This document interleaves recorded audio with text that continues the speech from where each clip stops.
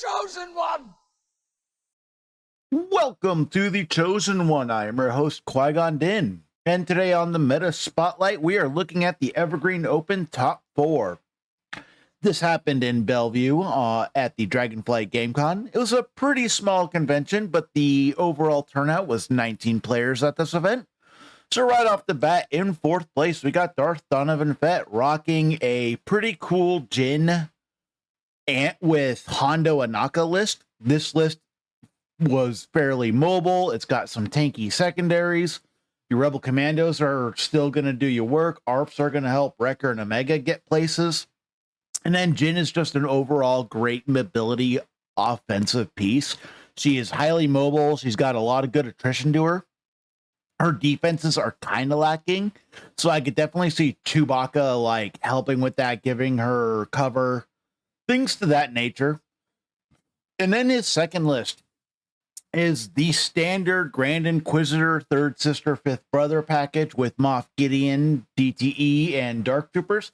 This is your standard point control list. This is a very strong list going into a lot of just the standard play that Empire likes to do right now. Moff Gideon is a pretty good reserve tax for some of these Andor lists.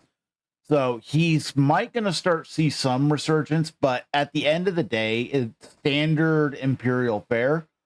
Grand Inquisitor has been the face of Empire probably since the Balance Pass update. In third place, we got Dr. Huge rocking a PLC Andor list. This is a fairly standard setup. Bodhi Rook with Baze and Chirrut, and then K2SO Rebel Commandos under Andor. Very standard per se, just Rebel package. When you're looking at an Andor list, again, I've mentioned this in my meta breakdown. If you're seeing Andor, you're likely going to see Baze and Chirrut and Rebel Commandos as a 3-unit package, and then it's going to be a splash of whatever units you want for those other 3 slots. PLC is one of the good choices, and then Bodhi and then K2SO. It's just really pick your flavor, but this is the shell of the Cassian list. It's going to be your supports and then Cassian. And then he's rocking the standard Anakin Mundi list, where usually the only thing that changes is Captain Rex or Ahsoka Tano there. What's very interesting is I went with Rex and Aru. I'm not sure how many games you've played this, but Anakin Mundi is a very strong list. It offers a lot of different plays into certain things. Against the Andor meta, if you can get on a advantageous map for you, Mundi and Shakti will put in work against the Revenge lists, and it's very huge right now. Second place, we got Scott Nielsen's list, and he was rocking a Cad Bane Andor list. He's rocking the Bounty Hunter package, IG-88 with Boba and Cad Bane. So he's rocking the more output with the IG-88 dice, but he's still rocking that standard Cassian core that I keep talking about, which is the Andor, Baze and Chirrut, and Rebel Commandos. Those 3 units are going to be the basis of every meta style Cassian list, and this just confirms it with the second place and the third place both having this setup, and that trend is gonna continue even going forward. He was also rocking the Grand Army of the Republic with General Anakin Skywalker Mundi. It's the interesting theory here is he opted to play 501st with Anakin instead of the ARFs, and this actually kind of surprises me. The extra strain does allow Anakin to hit better break points with his attacks, but the supporting fire dash with next to Anakin usually is what you see. So that change up on the list layout itself is the interesting thing, but Cad Bane Andor, again, it's a standard Andor list with pick your 3. And the Cad Bane variant is very aggressive. And then we go to first place, none other than Kenny Brown. So Zion's Finest Crew did clean out this event pretty good.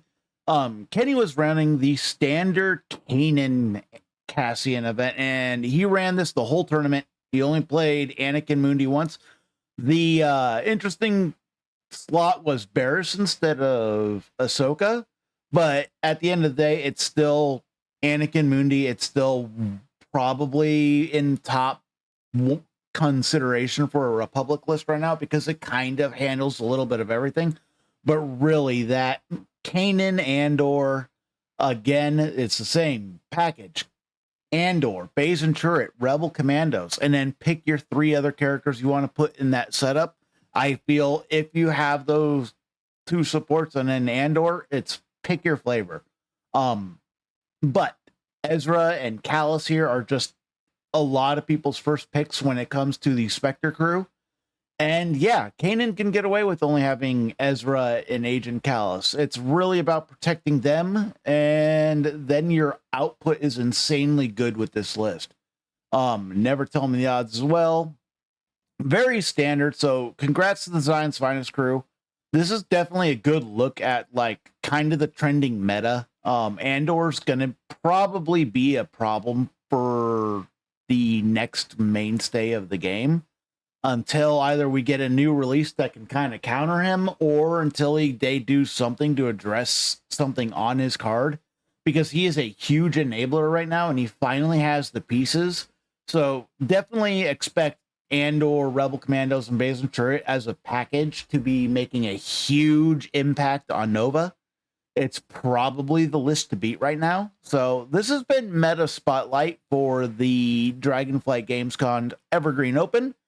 The next one on going forward, I will be covering Nova in several videos, mainly 2 or 3.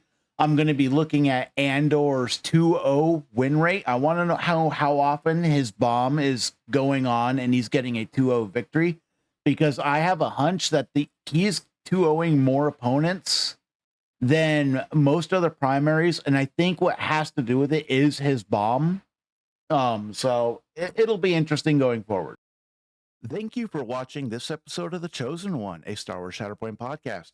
If you want to catch the next video, you can watch the one linked above, or you can just go and listen to the podcast on the playlist below. Please like and subscribe. Thank you for your support.